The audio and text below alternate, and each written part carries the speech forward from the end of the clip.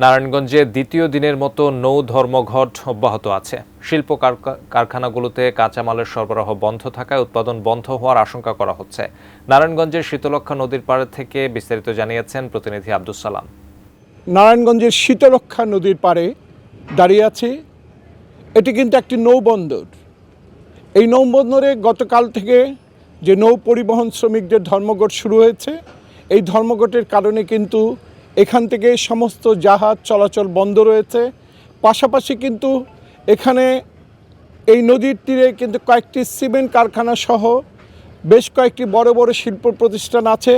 এই শিল্প প্রতিষ্ঠানের কর্মকর্তাদের সাথে আমরা কথা বলে জেনেছি যে এই নৌ পরিবহন ধর্মঘট যদি অব্যাহত থাকে তাহলে তাদের মিল কারখানাগুলোতে কিন্তু কাঁচামাল সংকট দেখা দেবে। বিশেষ করে সিমেন্ট কারখানাগুলোতে যে কাঁচামাল সরবরাহ হয়ে থাকে ক্লিংকার, এই ক্লিংকারগুলো কিন্তু তাদের সংকট দেখা দেবে এবং উৎপাদনে ব্যাহত হবে।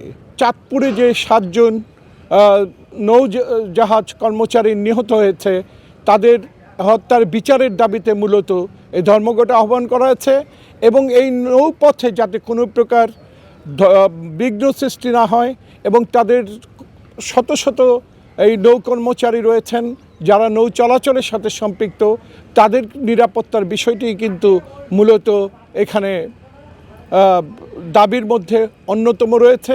এই স্থবির অবস্থা কাটিয়ে তোলার জন্য তারা মূলত তাদের যে দাবিগুলো, এই দাবিগুলো পূরণের জন্য সরকারের আশ্বাস বা প্রতিশ্রুতি তারা প্রত্যাশা করছেন।